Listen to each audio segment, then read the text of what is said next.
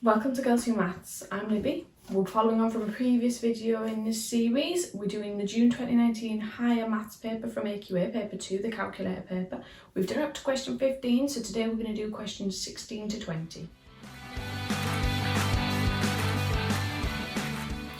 Let's get started with question 16. So question 16 says ABC and ACD are triangles, and the area of ACD is 80.5 centimetres squared. Work out the area of ABC, which is this triangle on the left, and give your answer to three significant figures. So, we know that the area of ACD is 80.5 centimetres squared. And to work out the area of the other triangle, we need to know two sides. And the two sides, there is two sides here that we don't know. But we can work out the side that these two triangles have in common, which is AC. So let's call that X for now. That's what we want to know. Now we have the benefit here of it being a right angled triangle. So the area of a right angled triangle is very simple.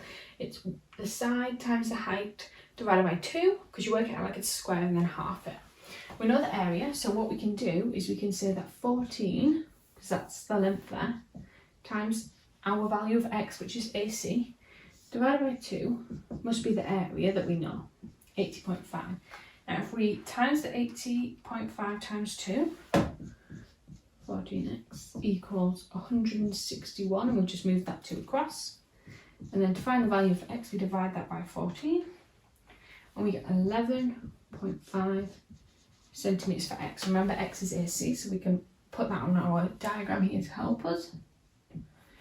11.5. Now the final part of the question wants the area of this triangle. So you need to know that the area of a triangle that is not a right angled triangle is worked out by doing half AB sine C. And that means it's half times 2 side lengths times the angle, the sine of the angle that joins them. So we have 2 side lengths and we have an angle that joins them. So we can work that out. Half A times B, 2 side lengths, times the sine of the angle, 36. And that gives us, if we type in on our calculator, sine of 36, make sure your calculator is in the right mode, degrees, 64.215 centimetres squared.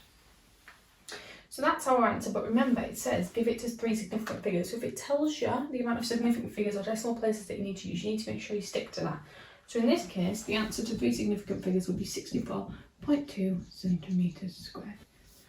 That's the answer. Question 17, it gives us an equation, m equals p minus 2b over 2, and it tells us that p is 68.3 to 1 decimal place and b is 8.7 to 1 decimal place. Work out the lower bound for m. So this is to do with rounding and knowing the laws of rounding. So if we want m to be as small as possible, for our equation we need to figure out how high or low these numbers could be to still be correct.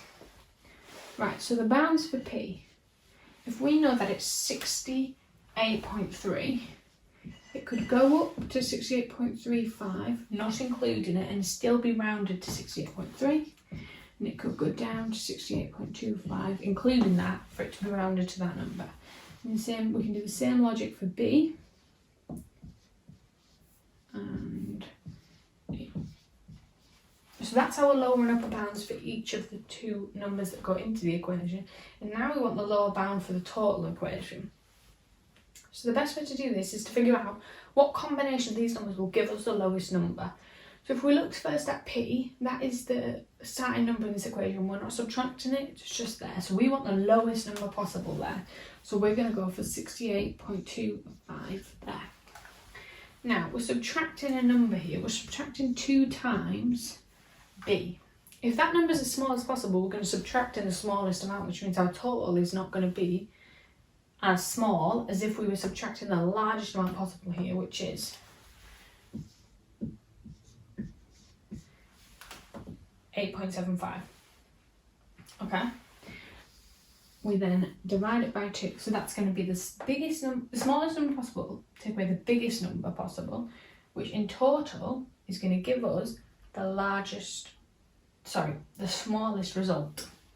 So if we work that out on a calculator, we do 68.25 minus 2 times 0.75, divide the whole thing by 2, we get 25.375. So that is the lowest limit possible for m using these bounds. Therefore, that's your answer. What you can do is you can just put in if you're unsure, you can try a couple numbers really quickly. Because if you keep it on your calculator, you can just change the numbers quite simply. So let's try a smaller number. Let's try 8.65 in that place there. That gives us 25.475, which is bigger. Therefore, it's proving that that is the lower bound. Question 18 now, and it says that in a bag there are blue discs, green discs and white discs. There are 4 times as many blue discs as green discs. The number of blue discs to white discs is 3 to 5, and 1 disc is selected at random, and it wants us to work out the probability that the disc is either blue or white. So the first thing we can do is look at the information we've got. So we've got a ratio here of blue to white being 3 to 5. So because it's given us that in a ratio, we'll work out what other information we have as a ratio. So we know that 4 times as many blue discs are green discs. So in a previous video, I explained that a cheats way to do a ratio is to write it as an equation first, then just swap the sides the numbers are on. So can we write this line as an equation? 4 times as many blue discs as green discs. That means that for every blue, we get 4. We need to times the number of greens by 4. So if we have 1 green times by 4, we get 4 blues, which is saying that there's 4 times as many. So that's what the equation would look at. But then if we want that as a ratio, we just swap the numbers around to either side. So we have 4 blue to every 1 green. Now we have 2 ratios. We want to look to combine them into one big ratio that can give us the information for the entirety of the bag. So we have blue as a common factor in both of these, but we only have 3 blue in this one and 4 blue in this one. So to make it easier for ourselves, what we need to do is we need to get them in terms of the same amount of blue, so we can put them in the same ratio.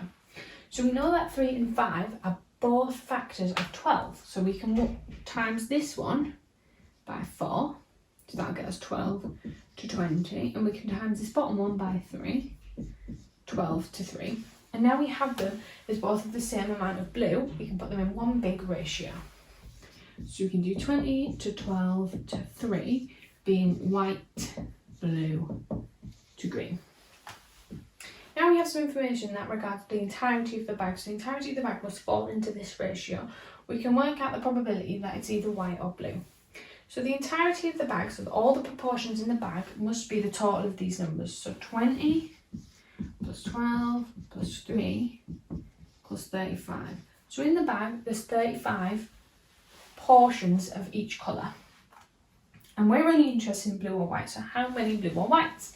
Well, we can add up the 2 numbers for blue and white, which is 12 plus 20, and that gets us 32. And then for the probability, all we need to do is work out what the fraction is of 32 into 35. So we do that by doing 32 divided by 35. So how many whites are there? Whites and blues are there in the total amount? We do that division and it gets us decimal. And that decimal is the probability of white or blue. So that is the answer, 0.91. Question 19 now, and it says to work out the area of the trapezium, and the only information we've been given is the information on the diagram itself. So let's start by writing out the equation for the area of a trapezium. Now we'll need to know this one. It's a half a plus b times h, where a and b are the 2 parallel sides, which in this case we have information on the lengths of 11 and 15, and h is the height of the trapezium itself, which we don't have.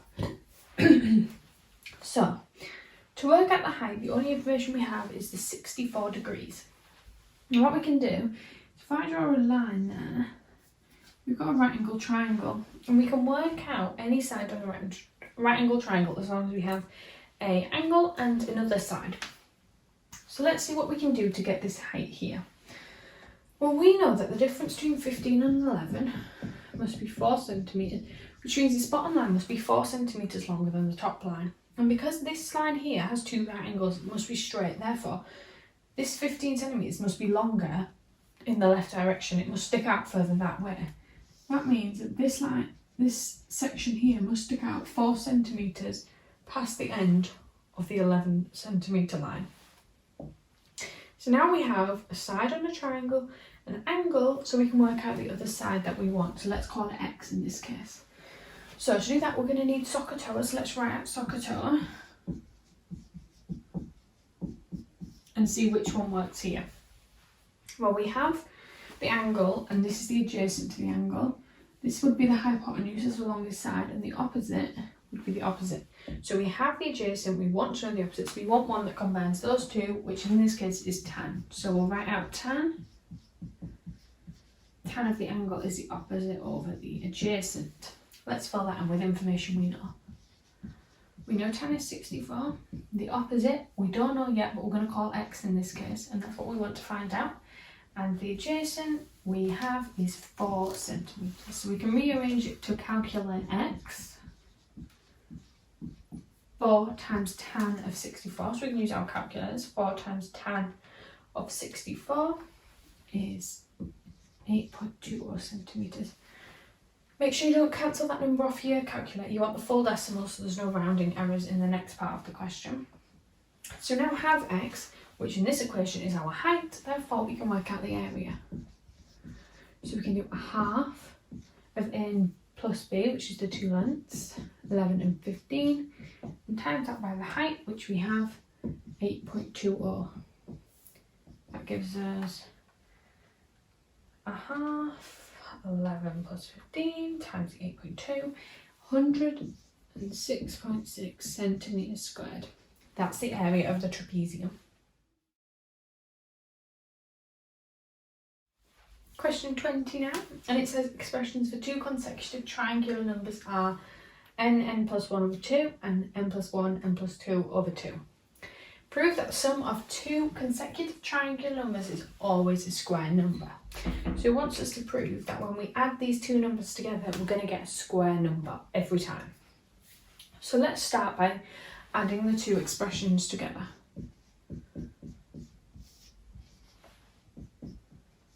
N plus 1, n plus 2 over 2.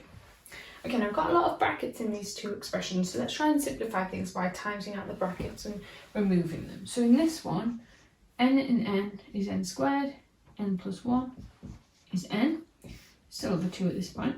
And then let's do this. So to do this, we're going to use a technique called FOIL, which if you haven't seen, stands for first, outer, inner, last.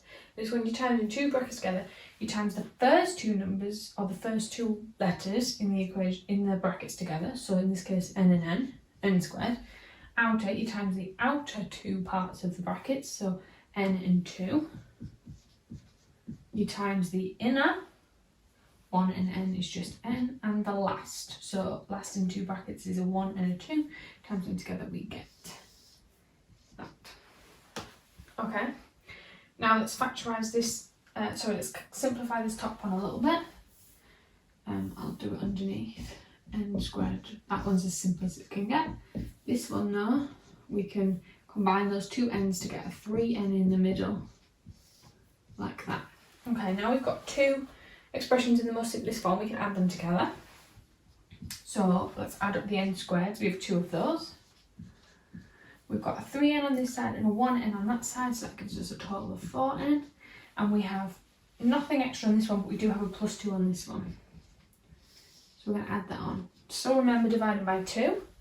Right, now each of these are divisible by 2 on the top, so we can get rid of that, divide by 2, and just divide the whole thing by 2. So we get n squared plus 2n plus 2. Sorry, that's not 2, that's a 1 plus 1. Okay, and then we want to prove that this is always going to be a square number. So whatever n is, it's always going to be a square number. So let's see if we can factorise this. Now, to factorise, remember, you want to find something that times to makes the second one, but add to make the first one. So 1 factors of 1, the only factors are 1 and 1. And if we want them to add to make this second one, it has to be a 1. So n plus 1 is going to equal n plus 1 squared. Therefore, no matter what number of n, so no matter what number in the series you put in there, it's always going to be a square number, because no matter what you put, you're always going to have to square it. Therefore, your answer is always going to be a square number. Okay, we've just done questions 16 to 20, so tomorrow will be the last video for this paper, and that will be questions 21 to 27, so keep your eye out for that.